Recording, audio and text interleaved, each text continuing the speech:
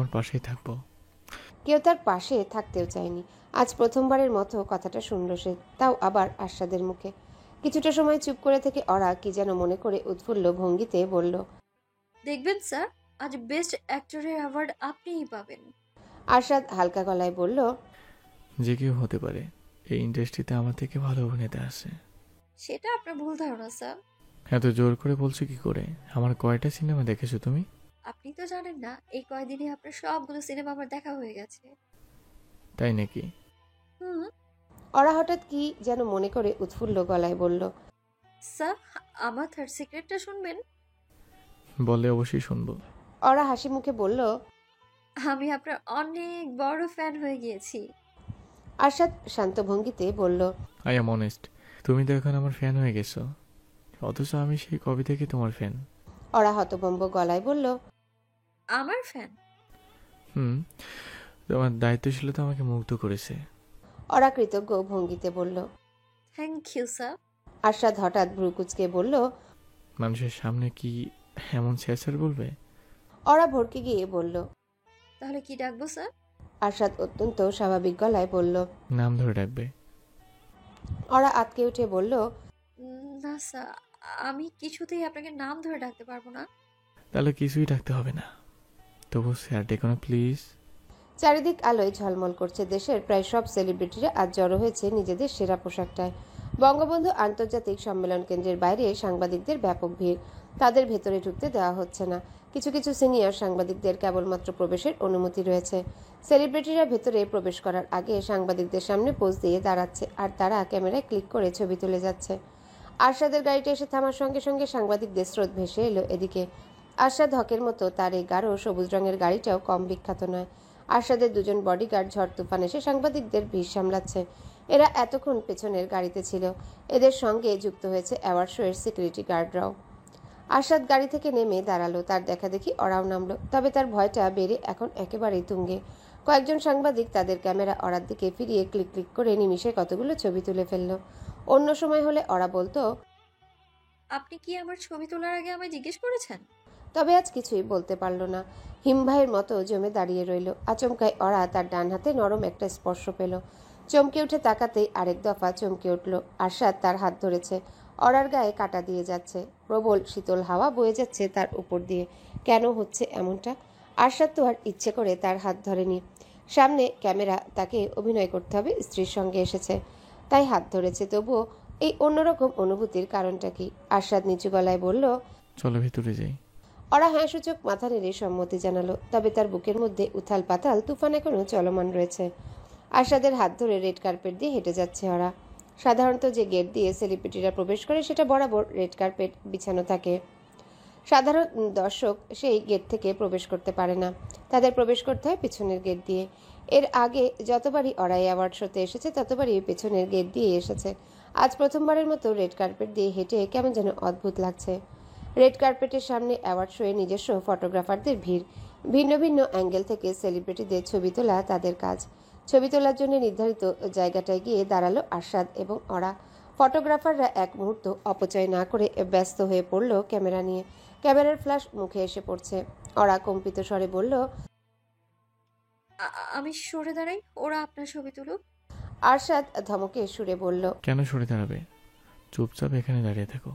আতঙ্কে জমে একরাশ ক্যামেরার সামনে দাঁড়িয়ে রইল অরা। ডান হাতটা এখনো আরশাদের হাতে, বাম হাত দিয়ে সে শক্ত করে চেপে ধরে রেখেছে শাড়ির আঁচল। আজ যে সে এতটা নার্ভাস হয়ে যাবে নিজেই বুঝতে পারেনি। ছবি তোলার পর্ব শেষে আরশাদ এবার রেড কার্পেটে ইন্টারভিউ দিচ্ছে। রেড কার্পেটের এই বিশেষ ইন্টারভিউগুলো মূল অনুষ্ঠান প্রচারের আগের দিন টিভিতে প্রচার করা হয়। অরা খানিক দূরে দাঁড়িয়ে আছে, চোখ ঘুরিয়ে ঘুরিয়ে দেখছে পরিবেশটা। আশেপাশের সব পরিচিত মুখ। এত এত সেলিব্রিটি দেখা একসঙ্গে কেবল এমন অ্যাওয়ার্ড শোতে মেলে।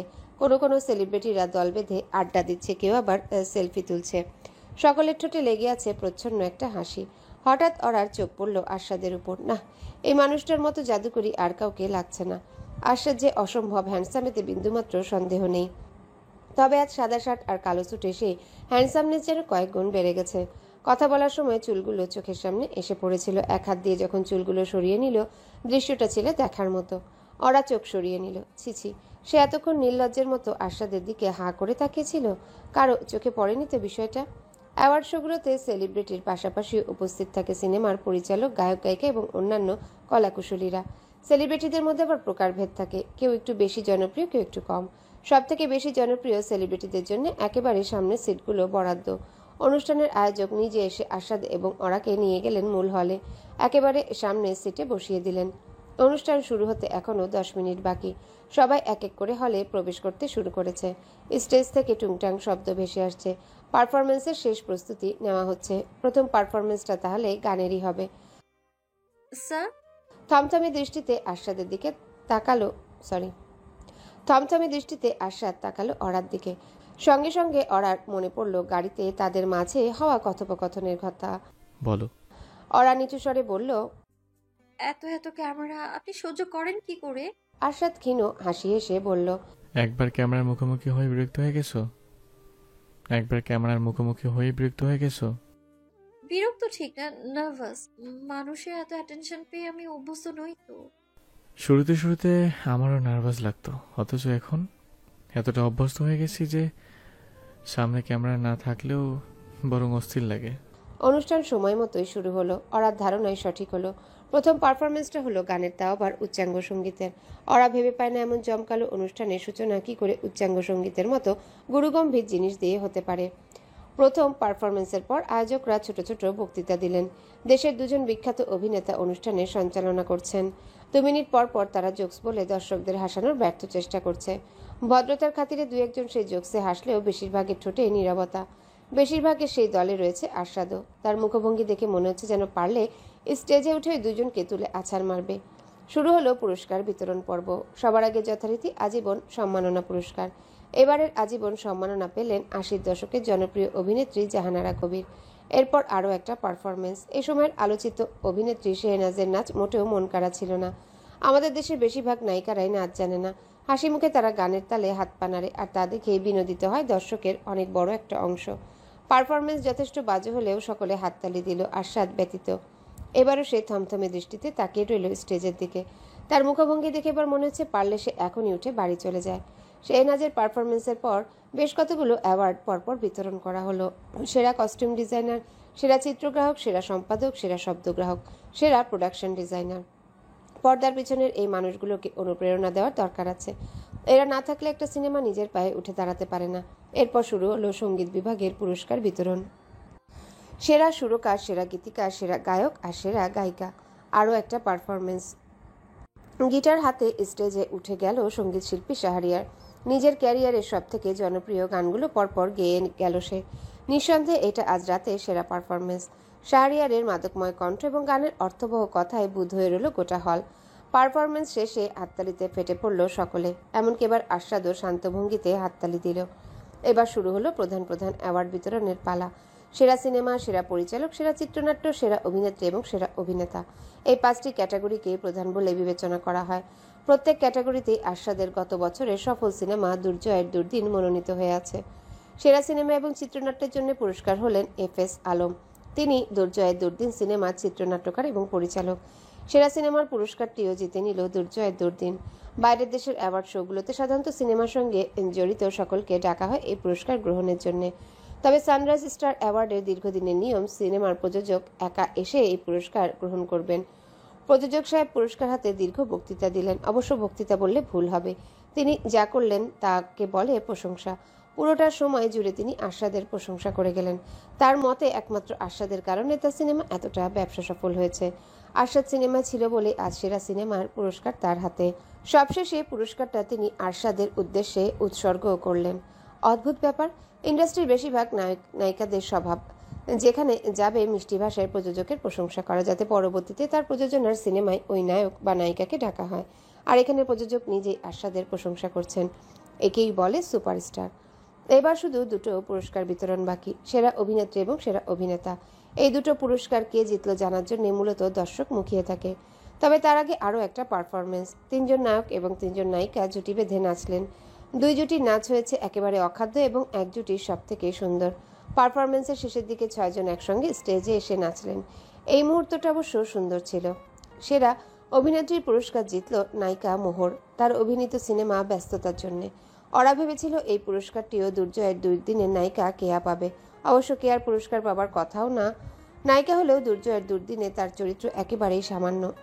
তাছাড়া কেয়ার থেকে মোহরের জনপ্রিয়তাও বেশি। প্রবীণ অভিনেতা খলিল আহমেদ স্টেজে উপস্থিত হলেন। সেরা অভিনেতার নাম তিনিই ঘোষণা করবেন। সমগ্র হল জুড়ে নীরবতার বিচিত্র হাওয়া। সেরা অভিনেতার নামটা শোনার জন্য সকলেই উদ্গ্রীব হয়ে আছে। প্রবীণ অভিনেতাদের এক অভ্যাস হলো পুরস্কার বিজয়ীর নাম ঘোষণার আগে তাকে নিয়ে একটু গল্প করা। খলিল আহমেদও তার ব্যতিক্রম নন। তিনি মাইক হাতে দারাজ গলায় বললেন, যে ছেলেটা অ্যাওয়ার্ড পেয়েছে তার সঙ্গে একটা মাত্র সিনেমায় অভিনয় করার সুযোগ হয়েছে আমার। সকালে সেটে এসে পা ছুঁয়ে সালাম করলো আমাকে। আজকাল নায়কদের মতো এমন ভদ্রতা লক্ষ্য করা যায় না। আমি অবাক হয়ে তাকে জিজ্ঞেস করলাম, তুমি এত ভালো অভিনয় করো কি করে? সে মিষ্টি হেসে বলল, আপনার কাছ থেকে শেখা স্যার। আমার যুগে কেমন অভিনয় করতাম আমি জানি না, তবে জোর দিয়ে বলতে পারি এই ছেলেটার মতো গুণী অভিনেতা বাংলাদেশে কখনো পাইনি, কোনো দিনও পাবে না। অরার হৃদস্পন্দন বেড়েই চলেছে, সেই সঙ্গে বিরক্তিও। এমন মুহূর্তে এসে এই বুড়ো লোকটা রাজ্যের গল্প জুড়ে দিয়েছে। কোনো মানে হয়? উত্তেজনায় অরার নিঃশ্বাস বন্ধ হয়ে আসার উপক্রম হয়েছে। খলিল আহমেদ উঁচু গলায় ঘোষণা করলেন, সানরাইজ সেরা অভিনেতা 2023 আরশাদ হক। প্রচ্ছন্ন একটা হাসি ফুটে উঠল অরার ঠোঁটে। হাসি মুখে আরশাদের দিকে তাকাতেই লক্ষ্য করলো আরশাদ মৃদু হেসে তাকিয়েছে তার দিকে। ইস, সময়টা ঠিক এখানেই থেমে যেত। দুজনে এভাবে হাসি মুখে তাকিয়ে থাকতো একে অপরের দিকে। আরশাদের নাম শুনে হাততালিতে ফেটে পড়ল পুরো হল। দর্শকদের একটা অংশ ইতিমধ্যে আরশাদ আরশাদ চেঁচাতে শুরু করে দিয়েছে। আরশাদ স্টেজে উঠতে উঠতে অরা পার্স থেকে মোবাইলটা বের করে ভিডিও করা শুরু করলো। যদিও অসংখ্য ক্যামেরা এই দৃশ্যটা ধারণ করছে, তবুও কিছু স্মৃতি থাক একান্ত নিজস্ব হয়ে। আরশাদ পুরস্কার হাতে নেওয়ার সঙ্গে সঙ্গে হাততালির শব্দ বেড়ে দ্বিগুণ হয়ে উঠল। আরশাদ তার স্বভাব মতো দীর্ঘ বক্তৃতায় যায়নি। এক বাক্যে সিনেমার সকল কলাকুশলী সহ অভিনেতা, অভিনেত্রী, পরিচালক এবং প্রযোজককে ধন্যবাদ জানালো। বিশেষ করে ধন্যবাদ জানালো তার ভক্তদের। স্টেজ থেকে শান্ত ভঙ্গিতে নেমে এলো আরশাদ। তার মধ্যে তেমন আনন্দের কোনো প্রভাব লক্ষ্য করা যাচ্ছে না। ভাবটা এমন যেন এমন অ্যাওয়ার্ড যে প্রতিদিনই পায়। অ্যাওয়ার্ড শো প্রতিদিন আয়োজন করা হলে অবশ্য সে প্রতিদিনই পেত। নেহাত 1 বছর পর পর আয়োজন করা হয়। তবে অরার মধ্যে উৎফুল্ল ভাবটা এখনো রয়ে গেছে। তার আনন্দের সকল সীমা আজ ছাড়িয়ে গেছে। বহু বছরে এমন আনন্দিত সে হয়নি। আরশাদ এসে তার অ্যাওয়ার্ড ধরিয়ে দিল অরার হাতে। অরা অবাক দৃষ্টিতে দেখছে সেটা। আরশাদের বাড়ির বসার ঘরে তার পাওয়া সবগুলো অ্যাওয়ার্ড সুন্দর করে সাজানো আছে। তবে কোনোদিন সেগুলো ছুঁয়ে দেখার সাহস করে উঠতে পারেনি অরা। আজ প্রথমবারের মতো এই অ্যাওয়ার্ড ছুঁয়ে দেখে তার সমস্ত শরীর যেন তড়িৎ খেলা করে বেড়াচ্ছে। জমকালো আয়োজন শেষ হতে হতে রাত 10টা বেজে গেল। এতটা সময় পার হয়ে গেছে অথচ ওরা বুঝতেই পারেনি। হল থেকে বেরিয়ে আরশাদকে আবারও ফিরে যেতে হলো রেড কার্পেটে পুরস্কারের সঙ্গে ছবি তুলতে। এবার আর ওরা তার সঙ্গে গেল না, দূরে দাঁড়িয়ে রইল। আজকের পুরস্কার জয়ীরা ইতিমধ্যে উচ্ছ্বাসে মেতে উঠেছে। ওরা যখন অপেক্ষা করছিল তখন শুনতে পেল সেরা গায়িকা সেলিব্রিটি বন্ধুদের জোরাজোরি করছে তার বাসায় গিয়ে সেলিব্রেট করতে। বঙ্গবন্ধু আন্তর্জাতিক সম্মেলন কেন্দ্র থেকে বেরিয়ে দুজনে গাড়িতে গিয়ে বসলো। ওরা ভেবেছিল আরশাদ সোজা বাড়ি চলে যাবে। ইন্ডাস্ট্রির সব থেকে ঘরকুনো নায়ক বলে কথা। তবে আরশাদ গাড়ি থামল একটা নামিদামি চাইনিজ রেস্টুরেন্টের সামনে। মনে মনে কিছুটা অবাক হয়ে উঠল। আরশাদও কি আজ তার পুরস্কার জয়ের আনন্দ সেলিব্রেট করতে এসেছে? দোতলায় রেস্টুরেন্টের উপরে তলা জনমানব শূন্য, সবগুলো টেবিল ফাঁকা পড়ে আছে। আরশাদ নির্ঘাত আগে থেকেই বুকিং দিয়ে রেখেছিল। আরশাদ এবং ওরা মুখোমুখি টেবিলে বসলো। এই রেস্টুরেন্টে আরশাদ প্রায়ই আসে, তাই এখানকার স্টাফরা তাকে দেখে এক প্রকার অভ্যস্ত। একজন স্টাফ এসে বিনয়ী ভঙ্গিতে অর্ডার নিয়ে গেল। আরশাদ বলল, কেমন লাগলো আজ? ওরা হাসি মুখে উৎফুল্ল স্বরে বলল, অসাধারণ। পুরোটা সন্ধ্যা আমি ভীষণ এনজয় করেছি। বিশেষ করে আপনাকে যখন অ্যাওয়ার্ডটা দেওয়া হলো তখন তো সব থেকে বেশি এনজয় করেছি আমি। যখন আপনার নাম ঘোষণা করা হলো তখন আমার থেকে বেশি খুশি ওই হলে আর কেউ হয়নি। আরশাদ ক্ষীণ হাসি এসে বলল, খুশি তো হবেই, আমার নবাগত ফ্যান বলে কথা। স্যার, হুম, আপনার অ্যাওয়ার্ডের সাথে আমি একটা ছবি তুলি। তোলো, দাঁড়াও আমি তুলে দিচ্ছি। ওরা পার্স থেকে নিজের ফোনটা বের করে আরশাদের কাছে দিতে যাচ্ছিল, তার আগে আরশাদ তার নিজের ফোন বের করে ওরার কতগুলো ছবি তুলল। ছবিগুলো ওরাকে দেখিয়ে বলল, কেমন হয়েছে? ওরা মজার ছলে বলল, খুব সুন্দর। আপনার বদৌলতে অনেক ফলোয়ার পেয়েছি। এবার এই ছবিটা দিয়ে তাদের কাছে একটু ভাব নেব আর কি। 1 মাস আগেরকার আরশাদ হলে ওরা আশা করত এই একটা কথায় সে রেগে মেগে একাকার পর্যায়ে চলে যাবে। তবে আরশাদ মোটেও রাগ করলো না, মৃদু হেসে বলল, তোমাকে না জিজ্ঞাসা করে চাইনিজ রেস্টুরেন্টে নিয়ে এলাম। চাইনিজ খাবারে তোমার কোনো অসুবিধা নেই তো? না স্যার। কিছুক্ষণের মাঝেই তাদের খাবার দাবার চলে এলো। অরার ভাবতেই অবাক লাগছে সে এমন নামি দামি রেস্টুরেন্টে বসে আছে, তাও আবার শুধুমাত্র আরশাদের সঙ্গে। এর আগেও কয়েকবার এই রেস্টুরেন্টে সে এসেছে, প্রতিবারই আরশাদের মিটিংয়ের বদৌলতে। স্যার, হুম। আপনার আনন্দ হচ্ছে না? আরশাদ জুসের গ্লাসে ছোট চুমুক দিয়ে বলল। হোয়াট পেয়েছি বলে? হুম। আরশাদ পরিষ্কার গলায় বলল। না, কারণ প্রথমবার তো, জীবনে একবারই প্রথমবারের মতো অ্যাওয়ার্ড পাইনি। এর আগে অসংখ্য স্টেজে উঠে অ্যাওয়ার্ড নিতে হয়েছে। আর দ্বিতীয়ত এসব অ্যাওয়ার্ডের শেয়ারের মূল্য উদ্দেশ্যযোগ্য শিল্পকে সম্মান দেওয়া না। অ্যাওয়ার্ড শোগুলোর মধ্যে বড় ধরনের পলিটিক্স কাজ করে। অরা নুডলসের প্লেটে চামচ নাড়তে নাড়তে কৌতূহলী গলায় বলল। সেটা কেমন? আরশাদ সুন্দর করে অরাকে বুঝিয়ে বলল। আজ যে অনুষ্ঠানটা হলো সেটা কয়েকদিন পর টিভিতে দেখানো হবে। অর্গানাইজদের মূল লক্ষ্যই থাকে যে টিআরপি কামানো। সুতরাং এমন কাউকে অ্যাওয়ার্ড দিতে হবে যাকে স্টেজ অ্যাওয়ার্ড নিতে দেখলে দর্শকের আনন্দ হবে। বেশি বেশি দর্শক পুরো শোটা দেখবে। দর্শক যত বেশি বেশি দেখবে টিআরপি ততই বাড়বে। যেমন আমাকে অ্যাওয়ার্ড দিয়েছে কারণ আমি অ্যাওয়ার্ড নিতে স্টেজে উঠেছি। এই দেখার জন্য হলেও দর্শক পুরো শোটা দেখবে। অরা বিভ্রান্ত গলায় বলল। কিন্তু স্যার, অনেক যোগ্য মানুষও তো আজ অ্যাওয়ার্ড পেয়েছে। দুই একজন পেয়েছে ওরা। কয়েকজন যোগ্য মানুষকে না দিলে দর্শক আবার তাদের ভুয়া বলবে। এসব অ্যাওয়ার্ড শো এর মূল লক্ষ্য শিল্পীদের সম্মান দেওয়া নয়, বরং দর্শকদের বিনোদন দেওয়া। অরা কয়েক মুহূর্ত গভীর চিন্তাভাবনা করে দীর্ঘশ্বাস ফেলে বলল। আমি অত শত বুঝি না। আমার মতে এই অ্যাওয়ার্ডের ওপরে অধিকার সবার থেকে বেশি আপনারই। আরশাদ জানে এই মেয়েটার সঙ্গে তর্কে জড়িয়ে কোনো লাভ নেই, তাই সে চুপ করে রইল। আপনার অ্যাওয়ার্ড দেখে আজ আমার নিজের অ্যাওয়ার্ডের কথা মনে পড়ে গেল। তুমি অ্যাওয়ার্ড পেয়েছো নাকি? অরা হাসি হাসি গলায় বলল। পেয়েছিলাম স্কুলে থাকতে, কেবল ক্লাস 1 বা 2তে পড়ি। মা তখনও বেঁচে ছিল। আমার স্কুলে সেবার যেমন খুশি তেমন সাজো প্রতিযোগিতা ছিল। আমি কাঁধে একটা ঝুড়ি আর মাথায় গামছা বেঁধে সেজেছি পাতাকুড়ানি।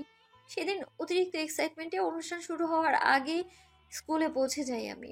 হেড স্যার আমাকে দেখেই বলেন, পাতাকুড়ানি যখন সেজেছিস তখন গিয়ে মাঠের সবগুলো পাতা কুড়িয়ে নিয়ে যা। আমিও খুশি মনে মাঠে পড়ে থাকা পাতাগুলো কুড়িয়ে ফেললাম। পাতাগুলো কুড়িয়ে ফেলে দিলাম। ওই দিন আমার সাজ হয়েছিল সবার থেকে খারাপ। তবুও পাতা কুড়িয়েছি বলে হেড স্যার আমাকে 3rd প্রাইজ দিয়েছিল, একটা কাচের প্লেট। সেই প্লেট নিয়ে নাচতে নাচতে আমি বাড়ি ফিরেছি। হঠাৎ কিসের সঙ্গে জনে হোঁচট খেয়ে পড়ে গেলাম। আমার অ্যাওয়ার্ডটাও ভেঙে টুকরো টুকরো হয়ে গেল।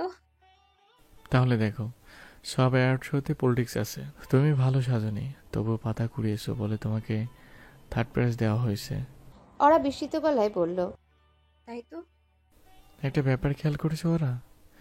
কি ব্যাপার স্যার? আমাদের জীবন যতই যন্ত্রণায় জড়িয়ে থাকুক না কেন, কোনো না কোনো সুখের স্মৃতি ঠিকই খুঁজে বের করা যায়। তোমার ছোটবেলাটা ট্রমার মধ্যে কাটলেও তোমার কাছে আনন্দ করে গল্প করার মতো স্মৃতি আছে। আপনার কাছেও নিশ্চয়ই আছে। আমার কাছে তো সুখের স্মৃতি তৈরির আস্ত একটা মেশিন আছে। কি সেটা? আরশাদ মলিন স্বরে বলল। কথা। মেয়েটার সাথে কাটানো প্রতিটা মুহূর্ত আমার কাছে আনন্দের। ও যখন আমার আশেপাশে থাকে কেবল তখনই আমি আমার যন্ত্রণাগুলো ভুলে থাকতে পারি। অরা দীর্ঘ নিঃশ্বাস ফেলে বলল। মিস করি কথাকে খুব। আমিও। কোথায় যেন হারিয়ে গেল আরশাদ। মেয়ের কথা মনে পড়তেই আজকাল মনে কালো মেঘ জমা হয়। মাস দুয়েক হলো কথা তার দৃষ্টিসীমার বাইরে। ফোনে যদিও রোজ কথা হয়, তবে ফোনে কি আর মানুষের সূক্ষ্ম অনুভূতিগুলো অনুভব করা যায়? চিন্তার জগৎ থেকে বেরিয়ে এলো আরশাদ। আজকের দিনটাকে সে কোনো রকম গম্ভীর ভাবনা দিয়ে নষ্ট করবে না, অন্তত অরার জন্যে না। আরশাদের অ্যাওয়ার্ড প্রাপ্তিতে মেয়েটা ভীষণ খুশি হয়েছে। আনন্দে তার চোখ মুখ ঝলমল করছে। আচ্ছা, তাকে আরেকটু আনন্দিত করে দিলে কেমন হয়? আরশাদ ছোট্ট দীর্ঘশ্বাস গোপন করে বলল। বাদ দাও, একটা সিক্রেট শোনো। নিমিষে অরা চোখ দুটোয় ব্যাপক আগ্রহ খেলে গেল। আরশাদের সিক্রেটগুলো নিয়ে তার আগ্রহের কোনো কমতি নেই। বলুন। আরশাদ রহস্য মিশ্রিত গলায় বলল। শোনার পর আবার মনে মনে ধাক্কা খেও না। ধাক্কা খেতে পারি এমন কোনো সিক্রেট? খানিকটা। অরা হাসি মুখে বলল। তাহলে আগে ভাগে নিজেকে সামলানোর প্রস্তুতি নিয়ে রাখছি। আপনি বলুন। You are my best friend. নিজেকে সামলে নেওয়ার প্রস্তুতি অরার বিফলে গেল। মনে মনে সে প্রচণ্ড গতিতে ধাক্কা খেল। সে কি ঠিক শুনল? আরশাদ কি ঠিক বলল? অরার পুরো পৃথিবীটাই তার চোখের সামনে ঘুরপাক খাচ্ছে। অরা হতবিহ্বল হয়ে বলল, বেস্ট ফ্রেন্ড আমি? হ্যাঁ, কি হলো? সামলাও নিজেকে। হ্যালো বন্ধুরা, পরবর্তী পার্ট খুব তাড়াতাড়ি আসবে, তো সবাই অপেক্ষায় থাকো। আর চ্যানেলটি যারা এখনো সাবস্ক্রাইব করনি তারা পরবর্তী পার্ট দেখার জন্য চ্যানেলটি সাবস্ক্রাইব করে রেখো। ধন্যবাদ সবাইকে, আমাদের সাথেই থেকো।